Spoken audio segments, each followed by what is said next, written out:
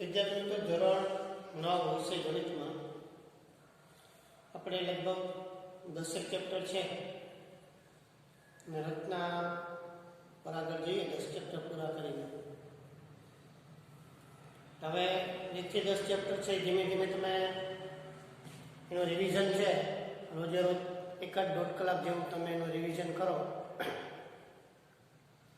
તો તમને એવો ખ્યાલ પડી જાય.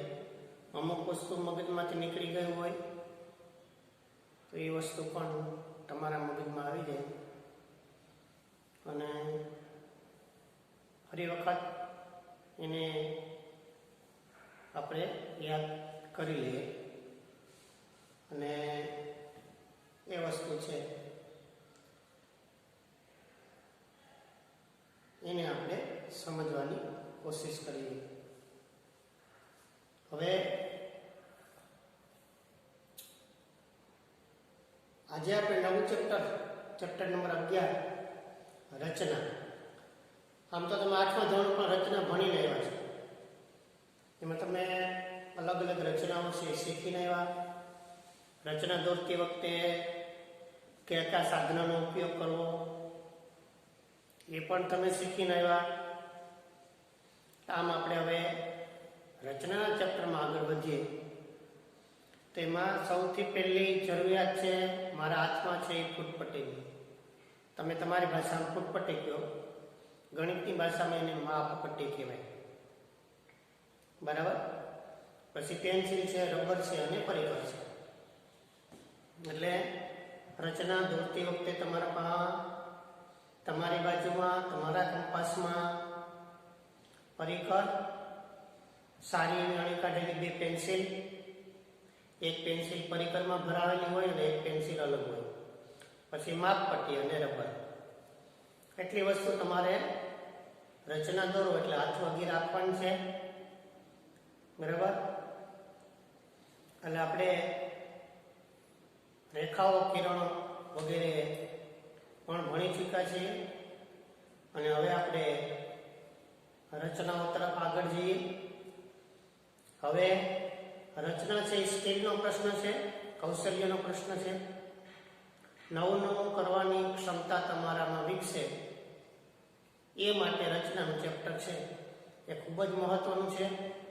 એટલે એ પણ આપણે વિચારવાનું છે કે રચનાનું ચેપ્ટર છે તો આપણે એના ઉપર આગળ વધીએ. મેં કીધું એમ રચનાનું ચેપ્ટર ચાલુ કર્યા પહેલા રફ કામની અંદર થોડાક ત્રિકોણો, થોડાક વર્તુળો, થોડાક ચતુષ્કોણો એ તમે રફ પેજની અંદર થોડાક દોરી નાખજો, જેથી કરીને રચના દોરતી વખતે તમને થોડી પ્રેક્ટિસ હોય તો એ વસ્તુ આપણને સરળતા રહે. એટલે આ દાખલો ચાલુ કર્યા પહેલા એક તો તમારે ટેક્સ્ટ બુકની અંદર રચનાના ચેપ્ટરની ચેપ્ટર નંબર 11ની તમામ થિયરિકલ પોર્શન છે એ વાંચી જવાનું છે, સમજવાનું છે, કોશિશ કરવાની છે કે એમાં શું શું આપેલું છે. એટલે એમ એ રીતે તમારે એમાં આગળ જવાનું છે.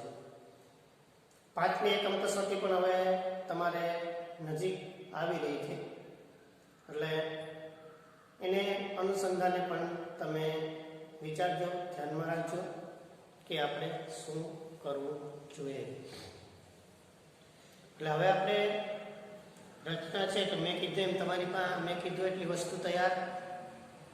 ફરી વખત કંપાસ બોક્સમાંથી પરિકર, 2 પેન્સિલ, માપપટ્ટી અને રબર એટલી વસ્તુ છે એ તમારે કાઢી રાખવાની છે. પછી આપણે સ્વાધ્યાય 11.1 છે એનો દાખલા નંબર 1. પેલો આપેલ કિરણના ઉદ્ભવ બિંદુ પર 90 ના ખૂણાની રચના કરો અને પ્રમાણિત કરો. એટલે કિરણ આપ્યું એના ઉદ્ભવ બિંદુ એ આપણે 90 નો ખૂણો બનાવવાનો છે. 90 અંશનો ખૂણો સમજો બરાબર. 90 અંશનો ખૂણો બનાવો કઈ રીતે બની શકે એ આ દાખલાની અંદર આપણે વિચારવાનું છે. ફરી વખત તમે એક વખત વિડીયો બંધ કરી અને ટેક્સ્ટ બુકમાં રકમ સમજી લો. થિયરિકલ પોર્શન મેં કીધું એમ તમે ન વાંચ્યો હોય તો 11મા ચેપ્ટર સ્વાધ્યાય 11.1 પહેલાનું જેટલું ટેક્સ્ટ બુકમાં જે તમને આપ્યું એ બરાબર સમજી લો, જેથી કરીને તમને સમજવામાં સરળતા રહે. હવે આપણે સ્વાધ્યાય 11.1 દાખલા નંબર 1 છે એના ઉપર આપણે નજર કરવાની છે કે દાખલા નંબર 1 શું કહે છે. તો દાખલા નંબર 1 આપણે આવું કહે છે કે આપેલ કિરણના ઉદ્ભવ બિંદુ પર 90 ખૂણાની રચના કરવાની. એક કિરણ આપ્યું છે એનું ઉદ્ભવ બિંદુ. કિરણનું ઉદ્ભવ બિંદુ હંમેશા એક હોય, અંત્ય બિંદુ પણ એક જ હોય. રેખાખંડના અંત્ય બિંદુ 2 હોય અને રેખાને અંત્ય બિંદુ હોય નહીં. આ ધ્યાનમાં રાખજો. એટલે એક કિરણ એના ઉદ્ભવ બિંદુએ 90 ખૂણાની રચના આપણે કરવાની છે. તો પહેલા આપણે આપેલું છે તો કે આપણે કિરણ છે એ AM આપેલું છે અથવા તો AB આપેલું છે, એટલે આપણે ખૂણો CAB બને. બે બનો CAB બને એટલે કિરણ આપણે AB આપેલું છે. જો પહેલા આપણે આપેલું નથી, અહીંથી એટલું જ આપેલું છે. તો આપણે પહેલા શું કરવાનું, આકૃતિ કઈ રીતે બનાવવાની. તો આ કિરણ આપણે પહેલા દોરી લેવાનું, એનો વિરુદ્ધ કિરણ બીજો આ રીતનું દોરવાનું.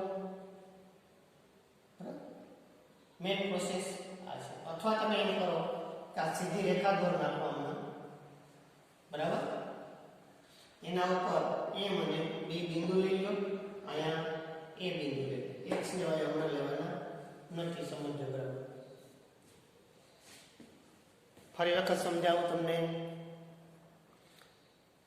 આકૃતિ વ્યવસ્થિત દોરાઈ જાય ખૂબ જ મહત્વનું છે. સીધી રીતે બતાવું તમને. અહીંયા રેખા દોર દેવાની, રેખા ઉપર મધ્યમાં A બિંદુ લઈ લેવાનું, આ બાજુ એક B બિંદુ, આ બાજુ થોડું દૂર છે M બિંદુ લઈ લેવાનું. સમજો બરાબર. આ રેખા ઉપર પેલા આટલી રચના આપણે કરી નાખવાની છે રેખામાં. હવે આ A બિંદુને કેન્દ્ર લઈ સમજો બરાબર. આને પરિકર કહેવાય, તમને ખબર જ છે બરાબર.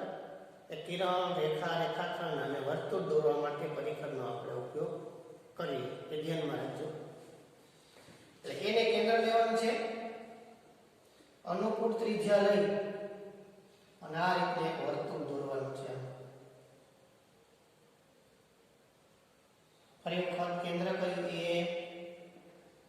એ કેન્દ્ર, પછી આ રીતે આમ વર્તુળ દોરવાનું તમારે.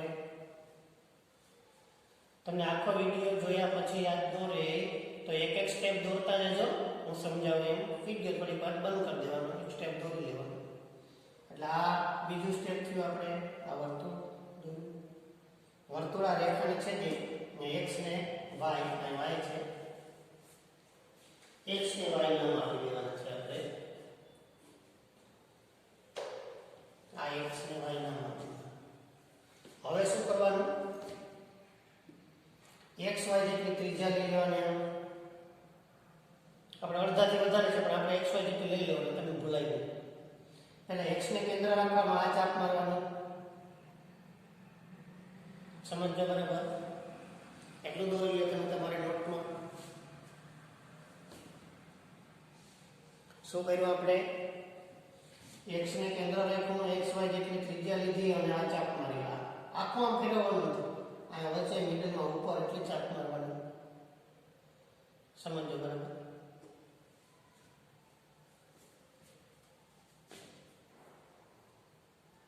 પછી આપણે Y ને કેન્દ્ર લીધું, ત્રિજ્યા એટલે લીધી, આ બીજી ચાપ મારવાની. આમ આ રીતના ત્રિજ્યા એટલે રાખવાની છે, કેન્દ્ર છે એ આપણે Y ને લેવાનું છે. અને આ બે ચાપ છે એકબીજાને છેદે P બિંદુની અંદર. પહેલું વર્તુળ X કેન્દ્ર વાળું અને બીજું વર્તુળ Y કેન્દ્ર વાળું. ત્રિજ્યા બેમાં સરખી. એ બંને વર્તુળ એકબીજાને કયા બિંદુમાં, P બિંદુમાં છેદે છે. કેવું સમજજો બરાબર. P બિંદુમાં છેદે. હવે આપણે A થી P ને જોડી દેવાના અને ઉપર કિરણ રચવાનું, જે ઉપર સી નામ આપી દેવાનું છે. આપણે સી નામની જરૂર નથી, અને આપણે થોડુંક ચોપડીમાં જે રીતે ઉદાહરણમાં બતાવ્યું એ પ્રમાણે આપણે જવાની કોશિશ કરીએ. એટલે બધા કિરણ દોરાઈ ગયું, અહીંયા પી હતું, કિરણ આગળ લંબાવીને સી નામ આપણે આપી દેવાનું છે. આટલું કામ છે એ આપણે આકૃતિમાં કેમ આકૃતિ દોરવી એ આપણે આ રીતે એમાં આકૃતિ આપણે દોરવાની છે, સમજો. અને આપણે હવે આ રીતની આકૃતિ બનાવી. એટલે આ આકૃતિ એક વખત દોરવાથી તમને નહીં આવડે. પેઢીઓની અંદર એક એક સ્ટેપ પ્રમાણે આકૃતિ દોરજો, સમજી લીજો, અને પછી આવી જ આકૃતિ પછી 2-3 તમે રફમાં દોરી નાખજો, જેથી કરીને 90 અંશનો ખૂણો. આમાં કોઈ રચના કે દાખલો પણ યાદ ન રાખતા, એમાં શું કરવાનું કે યાદ રાખજો. આમાં આપણે 90 અંશના ખૂણાની રચના કરવી છે, એટલું યાદ રાખવાનું છે તમારે. ક્યાં તો કે રેખા ઉપર એ બિંદુ છે, એ બિંદુએ 90 અંશના ખૂણાની રચના કરવાની છે, એવું યાદ રાખવાનું છે આપણે. આજે ફરી વખત વિચારો કે આપણે આકૃતિ કઈ રીતે બની. મગજમાં થિંકિંગ કરવા. એક રેખા, એ બિંદુ, થોડું દૂર એમ બિંદુ, થોડું દૂર આગળ બી બિંદુ, એને કેન્દ્ર લીધું, હું ત્રિજ્યા લઈને વર્તુળ દોર્યું, આ x ના y, x ને કેન્દ્ર લઈ xy જેટલી ત્રિજ્યા લઈ અને એક ચાપ મારી, ચાપમાં આવી, પછી y ને કેન્દ્ર લઈ ચાપા મારી, આગળ વર્તુળ એકબીજાને છેદે ને p નામ આપી દીધું, પછી એ p ની જોડી લંબાવી ઉપર c નામ. એટલી પ્રોસેસ, એટલી પ્રક્રિયા છે એ આપણે આકૃતિમાં કરવાનું છે, સમજો બરાબર. હવે આપણે એના મુદ્દા લખવાનું કીધું, તો મુદ્દો એક, કિરણ AB આપેલ છે, AB ને એ તરફ લંબાવી રેખા AB રચી, બરાબર. આ AB ને એ તરફ લાંબ લંબાવવાનું, અને રેખા AB આપણે આ એક રેખા રચવાની છે. તો રેખા રચી દીધી. પહેલું કામ આપણે આ રીતનું. શું પહેલું કામ કર્યું કે રેખા MAB બનાવી આપણે, બરાબર ને. એટલે રેખા આપણે. પછી બીજું, અનુકૂળ ત્રિજ્યા અને કેન્દ્ર એ લઈ વર્તુળ રચો, જે રેખા MAB ની x ને y માં છે. આમાં જે કામ કર્યું એ કામ આપણે લખવાનું છે. ટેક્સ્ટબુક કે ચોપડીમાં જે કોઈ અંશ તો શબ્દ ન આવે તો પણ ચાલે. એટલે એ શબ્દ આવવા જરૂરી નથી, પણ એમાં જે આપણે કર્યું એ ગણિતની ભાષાની અંદર લખાઈ જાય એ અહીંયા મહત્વનું. એટલે એવું આપણે લખવાની કોશિશ કરી. 1/2 થી મોટી ત્રિજ્યા લઈ x ને y ના વારાફરતી કેન્દ્રની ચાપ રચો, જે p માં છે. મેં તમને કીધું એમ 1/2 xy લીધી, xy લખી પણ આપણે xy જેટલી લઈ લઈશું સરળતા માટે. હું તમને કહું 1/2 xy કે વધારે તો 1/2 xy અહીંયા થાય, અહીંથી વધારે કાંઈ ગમે ત્યાં એટલી ત્રિજ્યા અહીં સુધી લઈશ. પણ એ તમારા મગજમાં કંઈ રાખવાની જરૂર નથી, બરાબર. xy જેટલી ત્રિજ્યા લે, x કેન્દ્ર લેવાનું, પછી y કેન્દ્ર લેવાનું, બે છેદમાં p નામ. એ આપણો મુદ્દો ત્રીજો મુદ્દો છે. એટલે આપણે 1 થી 3 મુદ્દાની અંદર આકૃતિ પૂરી થઈ ગઈ. ચોથા મુદ્દામાં આપણે આ કિરણ રચ્યું. એટલે કિરણ AC રચો, જે p માંથી પસાર થાય, બરાબર ને. હવે કિરણ AC આપણે દોરવાનું, p બિંદુ આપણે મેળવ્યું છે, કિરણ AC બનાવશું તો જે p માંથી પસાર થતું હોય એ ઉદ્ભવ બિંદુ છે.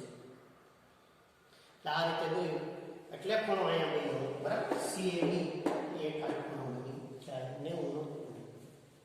આપણે કોણ માપકની મદદથી અર્ધવર્તુળાકાર હોય એની મદદથી આ ખૂણો માપવો હોય તો પણ માપી શકીએ, બરાબર. કે 90 નો બન્યો કે નહીં. એટલે આમ આપણે આ દાખલાની અંદર, બરાબર, આપેલ કિરણના ઉદ્ભવ બિંદુએ શું કર્યું આપણે?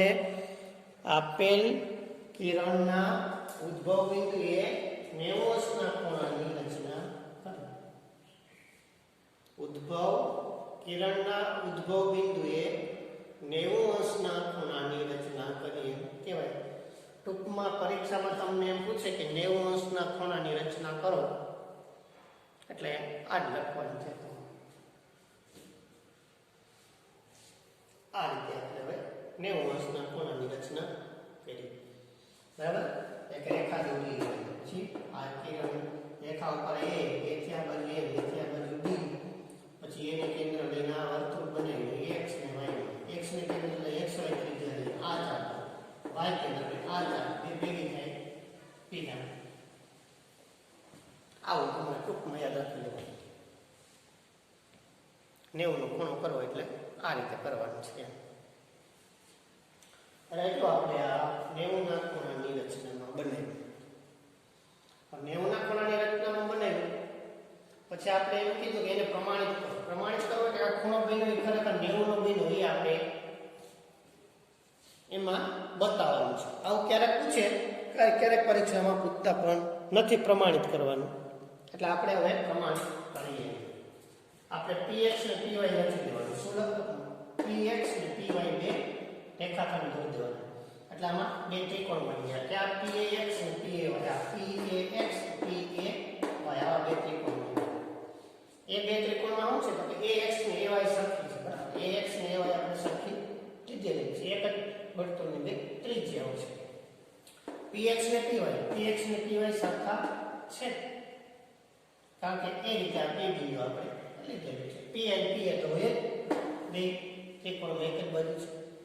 એટલે આ pax અને pay ત્રિકોણની અંદર તેની અનુરૂપ ત્રણે ત્રણ બાજુ કેવી થઈ ગઈ? અનુરૂપ ત્રણે ત્રણ બાજુ સરખી થઈ ગઈ. એટલે બાબા શરત અનુસાર pax એકરૂપ ત્રિકોણ pay થઈ ગઈ. એટલે આ બે ત્રિકોણ છે કેવા થઈ ગયા? આ બે ત્રિકોણ છે એ હવે આપણે એકરૂપ થઈ ગયા. એટલે આ બે ત્રિકોણ એકરૂપ થઈ ગયા માટે pax બરાબર ખૂણો pay, પરંતુ pax ને py તો રેખિક ઘટના ખૂણા એટલે બેનો સરવાળો છે 180. આ બે ખૂણાનો સરવાળો 180 ને બે ખૂણા સરખા થાય એટલે દરેકનું માપ કેટલા થઈ જાય? 90 ના. એટલે pax નું માપ એ 90, pay y નું માપ પણ 90. એટલે કે ખૂણો CAB